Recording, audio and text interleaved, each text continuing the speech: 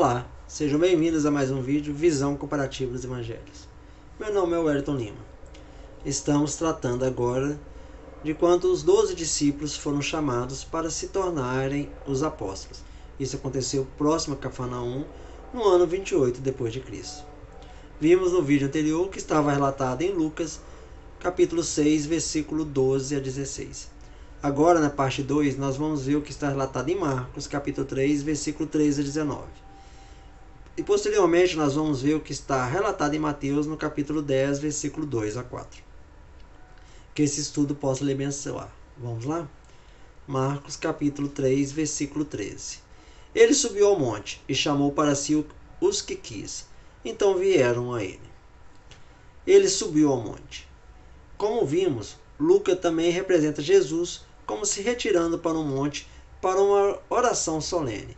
E de fato, continuando a noite toda neste dever, antes de escolher 12 dentre seus discípulos e os designar como apóstolos, mostrando assim que muita consideração e oração devem preceder e acompanhar a escolha e a ordenação de pessoas para ministros, e que nada em um negócio tão importante deve ser feito precipitadamente. Chamou para si os que quis, aqueles a quem ele escolheu, quem Jesus estava prestes a nomear para o apostolado. Com relação aos estados eternos dos homens, Deus sempre age como um salvador misericordioso e justo legislador, governador e juiz.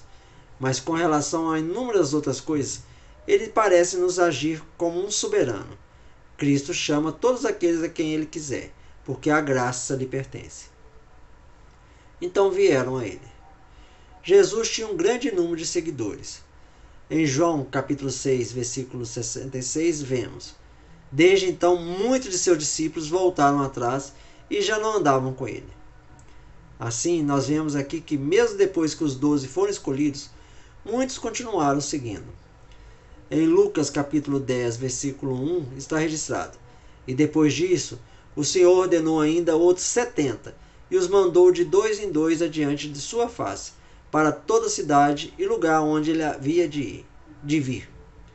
Aqui nos é relatado que então, depois, Cristo ainda enviou mais 70 discípulos. Versículo 14. E constituiu 12 para que estivesse com ele, para enviá-los a pregar. E constituiu 12. A palavra traduzida como constituiu não expressa a nossa noção de ordenação ao ministério. Significa literalmente, ele fez, isto é, ele designou 12 para estar com ele. 12. A razão pela qual os 12 foram escolhidos foi, provavelmente, que esse número seria considerado testemunha competente do que viu, que eles não poderiam ser facilmente acusados de serem estimulados pela simpatia ou de serem iludidos, como uma multidão poderia, e que, estando destinados a ir a todo mundo, um número considerável parecia indispensável. Talvez também houvesse alguma referência ao fato de que 12 era o número das 12 tribos de Israel, para que estivesse com ele, para enviá-los a pregar. Um grupo enviado para cumprir uma missão específica. Muitos poderiam ser discípulos, mas apenas um grupo seleto de homens foi escolhido para certas tarefas de liderança.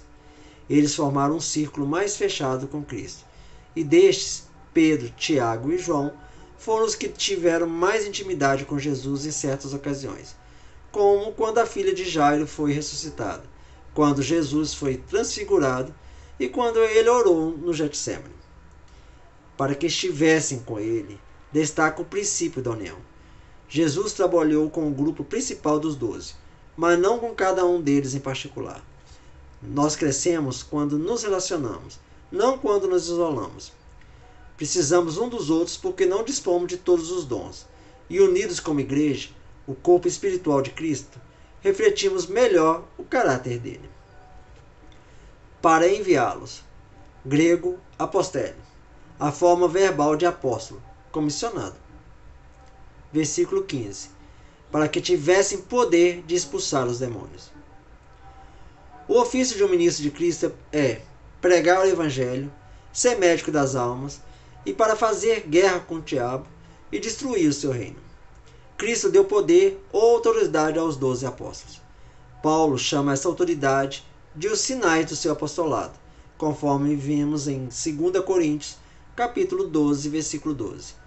Os sinais do meu apostolado foram efetuados entre vós em toda paciência, em sinais, milagres e maravilhas. Cristo e seus apóstolos confirmaram seu ministério por meio de sinais, milagres e maravilhas, conforme está registrado também em Hebreus, capítulo 2, versículo 4.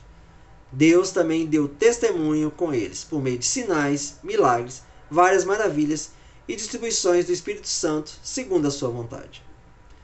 O ponto aqui é que a autoridade de Jesus para proclamar o reino e expulsar demônios continua por meio de seus agentes que agem em seu nome. Versículo 16.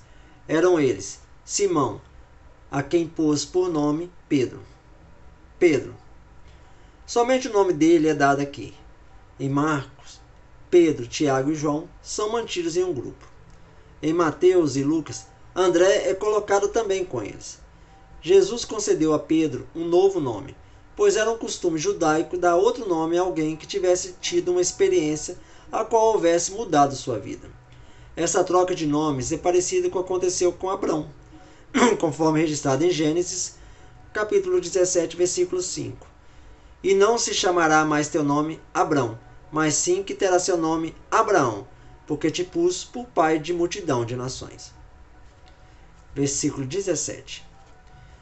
Tiago, filho de Zebedeu, e João, irmão de Tiago, e pôs-lhes por nome Boanerges, que significa filhos do trovão. Boanerges. Essa palavra é composta de duas palavras hebraicas que significam filhos do trovão, o que significa que, em alguns relatos, se assemelhavam ao trovão. Não se sabe por que esse nome foi dado a Tiago e João. Eles não serão mais chamados assim. Alguns supõem que foi porque desejaram que descesse o fogo do céu para consumir certa aldeia dos samaritanos, conforme veremos em Lucas, capítulo 9, versículo 54.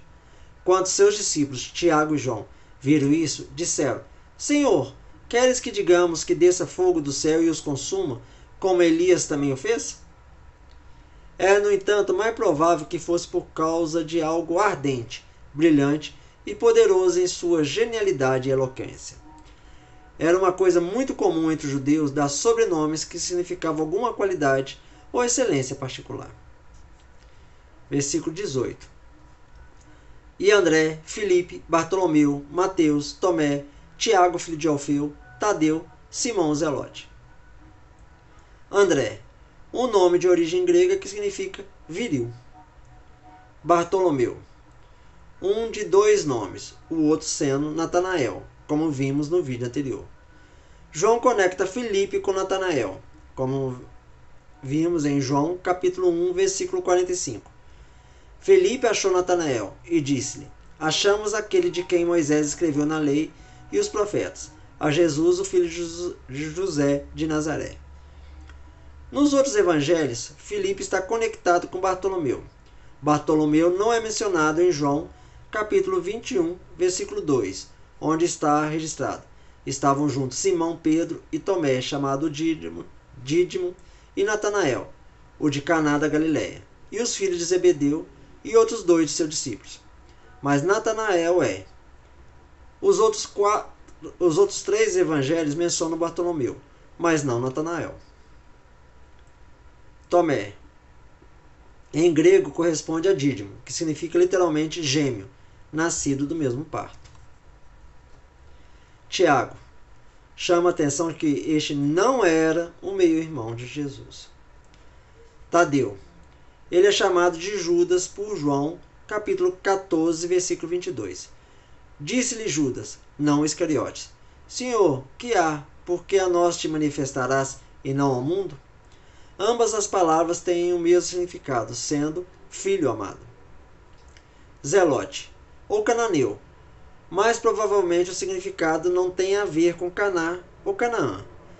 Cananeu é a palavra aramaica para zelote. Assim, algumas traduções simplesmente leem Simão, o cananeu, aqui nessa passagem. Nesse período, esse termo poderia significar apenas zeloso. Versículo 19. E Judas Iscariote, o que o traiu. O traidor era filho de um Simão, conforme veremos em João, capítulo 6, versículo 71. E ele dizia isso de Judas de Simão Iscariotes, porque ele entregaria, o qual era um dos 12. Ele tinha o sobrenome de Iscariotes, para distingui-lo de Judas Tadeu. O significado literal de Iscariotes é um homem de Queriote, que era uma cidade na tribo de Judá. Ela foi identificada com as ruínas de El Coreteim, em torno de 16 quilômetros ao sul de Hebrom. Com toda a probabilidade, portanto, esse sobrenome indica o local da natividade do traidor. Alguns afirmam que entre os judeus nenhuma pessoa tinha como sobrenome o local de seu nascimento, mas somente os que eram ilustres por causa de sua posição. E assim supunham que Judas era uma pessoa de alguma distinção. Eles acham que o fato de a ele ter sido confiada a bolsa com dinheiro, em detrimento a todos os outros, é uma confirmação disso. Mas esses argumentos são triviais demais para provar que Judas se distinguia deles naquele particular. O que chama a atenção aqui? Jesus selecionou homens comuns com uma mistura de origens e personalidades para serem seus discípulos. Hoje, Deus reúne pessoas comuns para construir sua igreja, ensinar a mensagem de salvação e servir aos outros por amor. Sozinhos, podemos nos sentir desqualificados para servir a Cristo com eficiência, mas juntos formamos um grupo forte o suficiente para servir a Deus de qualquer maneira. Devemos pedir paciência para aceitar a diversidade de pessoas em nossa igreja e construir sobre a variedade de pontos fortes representados em nosso grupo. Que esse estudo lhe tenha abençoado. Nos vemos no próximo. Até lá.